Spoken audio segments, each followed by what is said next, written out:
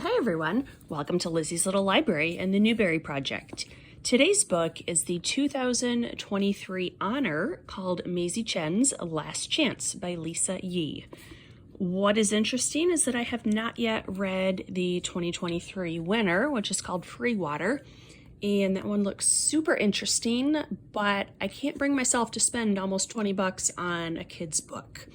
I got this one for $6 on Book Outlet, which seems like a fair price. Having said that, I just mentioned that because I have no comparison versus the winner. As a standalone book, I really liked this one. I like the cover and the double meaning of it. So Maizy Chen is she's our main character. And I like that this is the last chance of Maizy Chen. But at the same time, Last Chance is the city in Minnesota where our story is set, and we could also read it as the town belonging to Maizy Chen. So I really liked how that worked out. The author is Lisa Yi, and her very brief biography tells me she has written numerous American Girl books. I quit reading those about the time that I aged out of them. So I read Samantha, Molly, Felicity, Addie, and then I basically quit. So Lisa Yi is one of the more recent ones. I have not read any of hers, but I can definitely see the similarity between this story and that series. So this story is about our 11-year-old protagonist, whose name is Maizy Chen. She lives in Los Angeles with her mom, and they are going to Minnesota for the summer. Grandpa has been in poor health, and they're going to go help take care of him and help Grandma with the restaurant that she owns. So there's a lot going on in the book. For instance, the bear that we see on the front cover is at the restaurant, and he gets stolen.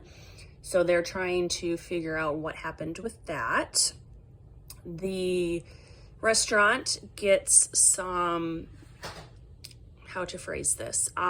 disparaging notes left of a racial nature. They're trying to figure out who left those, and is that related to the bear napping. We also have a friendship between Grandpa and his friend Werner and what happened there. Grandpa is teaching Maizy how to play poker, and a lot of that she is using the poker lessons to apply to life. Some of that felt kind of forced and not necessary to the story either. And then the best subplot, I thought, is the story of Grandpa's grandfather, whose name was Lucky, and he was the first in the family to emigrate from China to the US. He came to work on the railroads. So we get a lot of history through Lucky's story. I thought that was definitely the best part of the story.